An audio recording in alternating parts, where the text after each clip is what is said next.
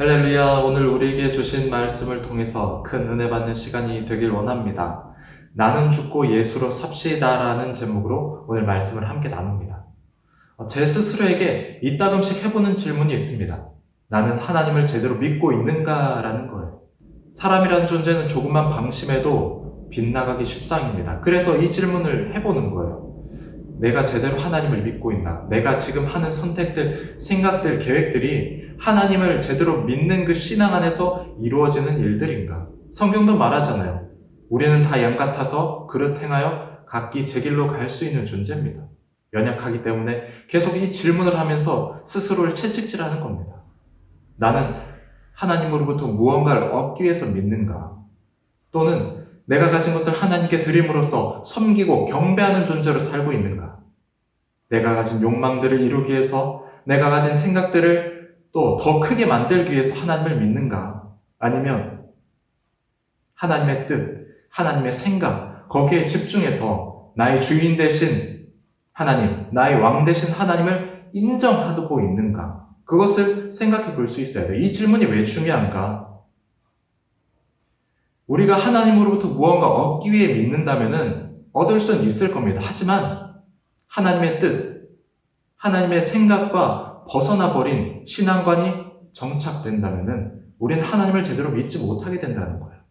나의 욕망이 반영된 하나님, 내 생각과 욕심에 제한된 하나님만 있을 뿐이에요. 그래서 오늘 말씀을 들으시는 우리 성도님들도 이 질문을 스스로에게 한번 해보세요. 나는 하나님으로부터 무언가를 얻기 위해서 믿는 존재인가?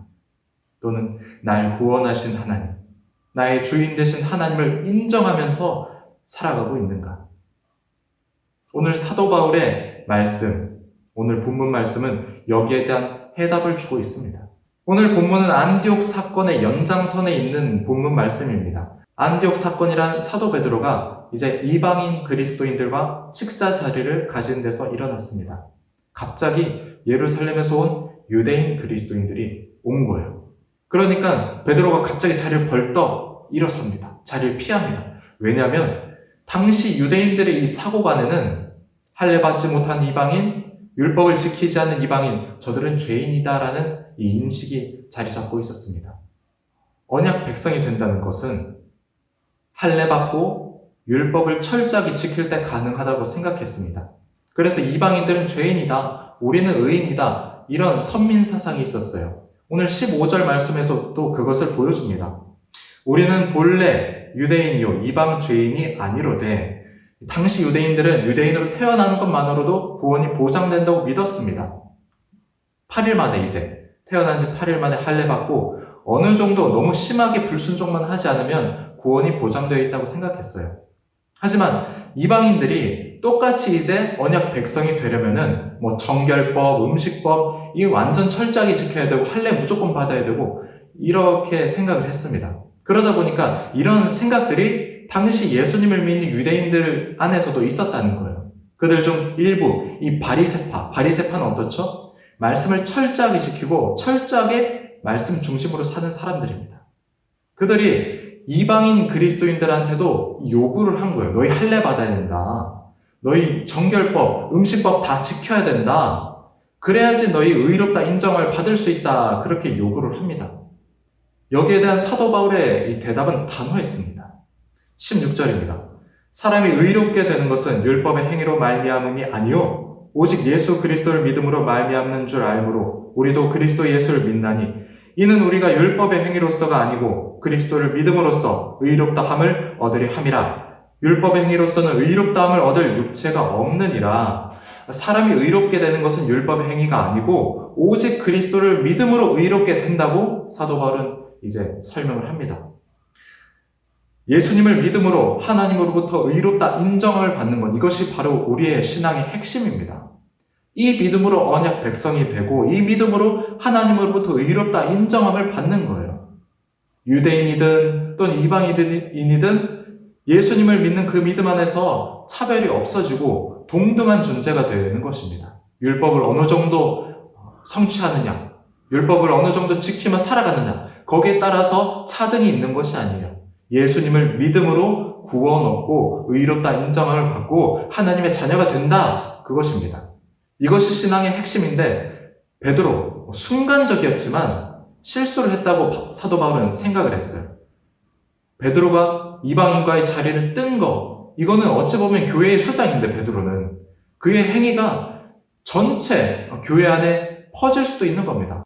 이방인은 아무리 예수님 믿어도 어느 정도 이 차별이 있구나, 온전하지 못한 존재구나, 그렇게 생각되어질 수도 있는 거예요. 그리고 예수님 믿지만은 철저하게 율법 지켜야 되는구나, 이런 사고관이 들어올 수도 있습니다. 그럼 어떻죠? 이방인들에 가는 이 복음의 문이 막혀질 수도 있는 아주 위험한 상황인 겁니다. 그래서 사도 바울은 베드로를 책망했어요. 이게 바로 안디옥 사건입니다. 바울은 그리스도를 믿음으로 의롭다함을 인정받은 자, 그런 존재로서 살아가야 된다는 거예요. 그 믿음 가진 자로서 합당한 행동을 해야 된다라고 말을 했습니다. 예수님을 믿음으로 의롭다함을 받는 것, 그거 믿는다고 하면서도 그에 대한 합당한 행동을 하지 않으면 예수님을 죄짓게 만드는 자로 만드는 거다. 그렇게 말을 해요. 17절입니다. 만일 우리가 그리스도 안에서 의롭게 되려 하다가 죄인으로 드러나면 그리스도께서 죄를 짓게 하는 자냐? 결코 그럴 수 없느니라. 이 말씀이 무엇입니까? 예수님께서 우리를 믿음으로 의롭다 인정해 주셨는데 율법의 잣대로 보면은 이 죄인이니까 율법을 지키지 않은 이방인들, 또 이방인과 함께 식사한 유대인들 모두 다 죄인이다 보니까 예수님께서 죄를 짓게 만드는 존재냐, 예수님께서 사람들로 죄 짓게 만드는 존재냐, 이렇게 반문을 하는 거예요. 그래서 사도 바울은 이 믿음 위에 굳게 서서 믿음에 합당한 행동을 취하라고 말을 합니다. 18절에서 그것을 말하고 있어요. 만일 내가 헐었던 것을 다시 세우면 내가 나를 범법한 자로 만드는 것이라. 사도 바울이 헐었던 것은 바로 율법의 의입니다. 사도 바울, 율법을 철저하게 지켜야지 의롭다 인정을 받고 구원받을 수 있다고 생각했습니다. 하지만 사도 바울 다메섹 도상에서 예수님 만난 다음에 그 모든 것들이 깨뜨려지면서 믿음으로 의롭다 인정을 받는구나, 이것을 깨닫게 난 다음부터는 율법의 잣대, 율법의 의라는 것을 버렸어요. 그런데 다시금 율법을 취한다면은, 자신이 헐어버렸던 이 율법의 의를 취한다면은 하나님께서 예수 그리스도를 통해서 새로운 질서를 주셨는데 그 질서를 인정하지 않는 꼴이 되니까 하나님 앞에 죄 짓는 거 아니냐, 그렇게 말을 합니다. 하나님께서 예수님을 통해서 여신이 새로운 질서,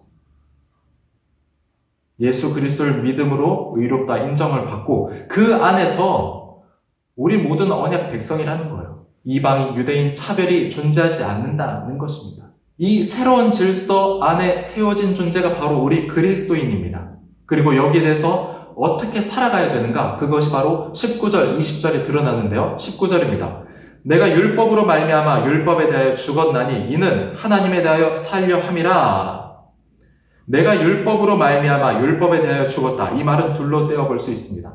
율법으로 말미암아 죽었다. 그리고 율법에 대하여 죽었다. 이 두 개를 떼어볼 수 있어요. 먼저 율법으로 말미암아 죽었다라는 것은 어떤 의미인가?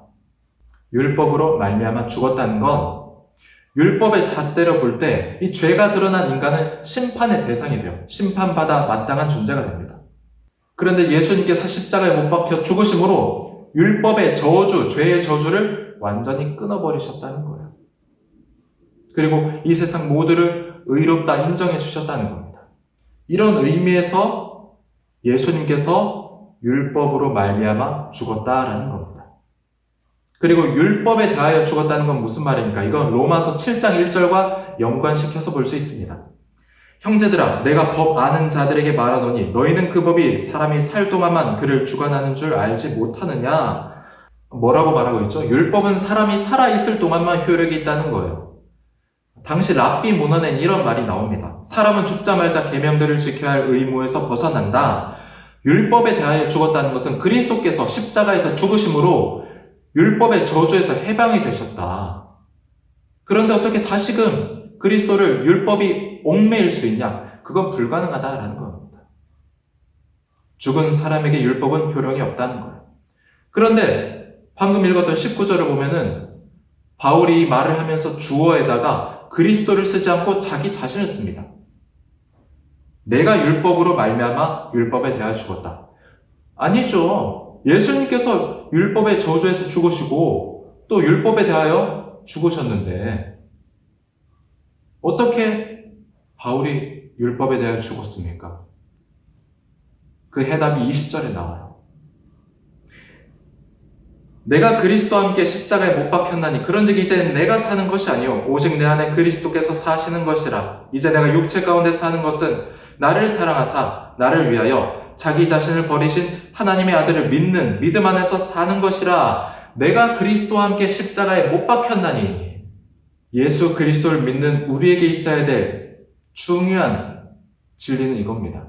예수님께서 우리의 죄를 속량하시기 위해서 십자가에서 죽으셨습니다. 하지만 우린 여기서 한 단계 더 나아가야 돼요. 나 또한 예수님께서 십자가에 못 박히실 때 나의 옛자, 나의 욕심, 나의 사고관, 나의 욕망, 나의 모든 죄성 또한 십자가에 못 박혀 죽었다는 사실입니다. 나는 죽었다는 거예요. 사도 바울이 그래서 율법에 대해 죽었다 여기에 예수님을 쓰지 않고 자기 자신을 주어로 쓴 이유가 바로 여기 있습니다. 우리는 율법의 저주에서 죽었습니다. 우리가 가진 죄, 이 죄를 해결하지 못하기 때문에 율법의 저주 아래서 십자가에 못 박혔습니다. 예수님과 함께. 그리고 우리의 옛자는 죽었기 때문에 더 이상 율법의 틀이 우리를 얽매이지 못하게 된다는 거예요. 율법을 하나하나 지켜야 돼서 그 행위로 인해서 구원받는 존재, 의롭다 인정을 받는 존재가 아니라는 겁니다.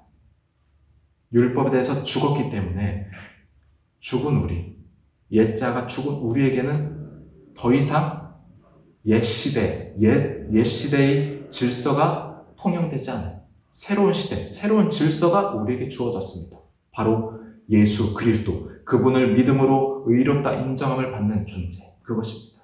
내가 죽었다는 말은 무엇입니까? 내가 죽었다는 것. 나의 주인이 내가 아니라는 것. 나의 주인은 내가 아닙니다. 그럼 누가 나의 주인입니까? 바로 예수 그리스도입니다. 그래서 예수님께 나의 주권을 드리고 나의 삶의 모든 계획을 드리고 내가 가진 모든 생각을 드리면서 온전히 예수님께서 나를 주장하시도록 하는 것, 그것이 바로 그리스도인이라는 거예요. 내가 생각하고 계획하는 모든 것들, 내가 살아가는 모든 원리는 나를 사랑하사 나를 위하여 죽으신 하나님의 아들 예수 그리스도를 그 믿는 그 믿음 안에서 사는 것이 되어야 합니다. 그것이 우리 존재입니다. 내가 죽고 그리스도께서 사시는 거예요. 나는 죽고 예수를 사는 겁니다. 성도 여러분, 무언가를 얻기 위해서 하나님을 믿는다는 거 어떤 면에서는 맞습니다. 우리의 필요를 구해야 돼요. 우리의 어려운 상황을 구하면서 하나님의 응답을 요청해야 됩니다. 하지만 그것이 하나님을 믿는 진정한 이유는 아닙니다. 그것이 믿음의 전부는 아니라는 사실이에요. 우리는 나의 주인 되신, 나의 왕 되신 하나님께 내 삶을 드림으로써 나아가야 됩니다. 하지만 우리 그걸 제대로 못해요. 왜 그렇습니까? 내가 가진 것을 드리면은 왠지 손해보는 기분이거든요. 하나님께서 다 가져가실 것 같고 내가 할 수 있는 것은 완전히 소멸되어버린 그런 무기력한 존재가 되어버릴 것 같거든요. 그래서 나의 주권을 하나님께 온전히 다 드리지 못합니다. 조금씩 남겨둬요. 하나님 나의 주인이십니다. 하지만 여전히 내 삶에서는 내가 주장하고 내가 계획하고 내가 선택하는 것들이 있다는 거예요. 여러분, 그리스도인은 내가 죽은 존재입니다. 내가 죽었어요. 내가 죽었기 때문에 나는 아무것도 주장할 수 없는 존재가 되었다는 겁니다. 예수 그리스도 그분께서 내 삶을 주장하는 존재가 되었다는 거예요. 그것이 바로 예수님을 믿는다는 겁니다. 그것이 바로 믿음 생활이라는 거예요. 내가 예수님을 믿는다는 것은 내가 내 인생의 주인이 아니라 예수님께서 내 인생의 주인이십니다. 그걸 고백하는 겁니다. 주님께 우리의 주권을 다 드리면은 손해볼 것 같잖아요. 그런데 그렇지 않아요. 오히려 내 삶을 더 풍성하게 채워주십니다. 내가 가진 지식, 내가 가진 어떤 환경들, 그거를 뛰어넘어서 역사하신 하나님의 놀라운 복을 경험하게 됩니다. 주님께 주권을 드린 자의 삶에는 드리지 못한 자가 경험하지 못하는 놀라운 복, 평강, 은혜, 그런 것들이 찾아와요. 하나님 나라의 실제가 내 마음 가운데 이루어지는 것을 경험하게 됩니다. 여러분, 우리가 입으로 예수님을 주인이라고 고백하는 것처럼 실제로 우리의 삶에서도 예수님 나의 주인이십니다. 예수님 내 삶을 인도하여 주시옵소서, 이끌어가 주시옵소서. 이런 우리의 삶의 모습이 되길 원합니다. 날마다 십자가를 바라보십시오. 십자가에서 죽으신 예수님을 바라보십시오. 그리고 나 또한 십자가에서 죽었구나라는 그 자각을 가지고 나는 죽고 예수를 살며 내 옛자가 죽고 예수님께서 주신 생명으로 살아가며 예수님께서 나를 주장하시는 삶을 살아가는 나는 죽고 예수를 사는 여러분, 오늘 하루 복된 하루가 되기를 주님의 이름으로 축복합니다.